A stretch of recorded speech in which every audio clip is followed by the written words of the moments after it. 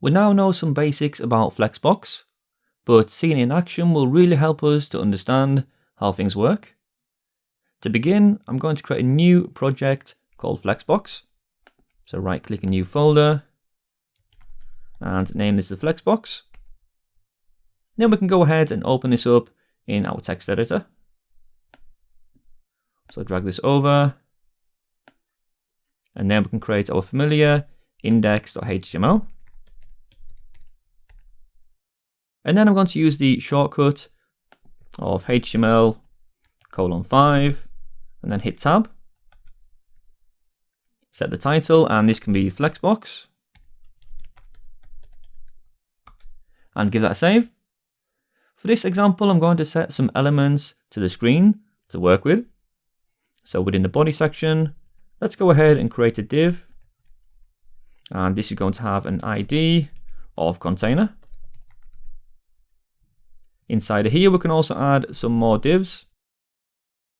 So this can be item1, and then a class of item. So I want to create 5 more of these items. So I'm going to copy this section here and then paste it in 5 more times, leaving us with 6 different items within our container. So item 2, 3, 4, 5, and 6.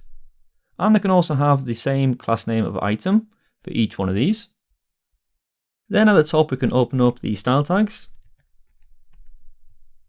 within the head section. So to begin, let's target this item with .item, and then we can add some colors. So the background, let's go for light coral. Some padding of 30 pixels.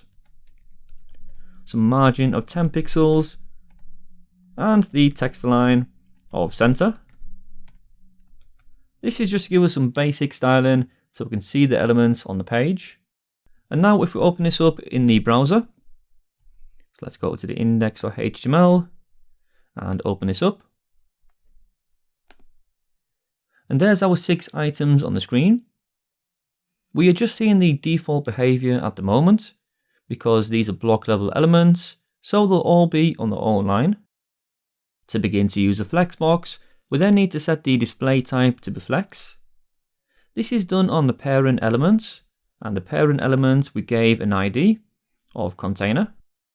Let's go back up to the style tags, then at the top, use the hash because it's an ID, and then we can target the container. And then set the display type to be flex. Give that a save, and then reload the browser. And we now have a change. The reason we are now seeing them in a row like this is because, as we've seen in the slides from the last lecture, the default flex direction is row. Let's take a look at row reverse. This is also on the parent, and we set that with the flex direction of row reverse. Save. So before we had item 1 on the left and item 6 on the right. Refresh. Now the first item begins on the right hand side and then moves over to the left. We also have a direction of column to stack these items on top of each other. So change row reverse to be now column. And these are stacked from top to bottom.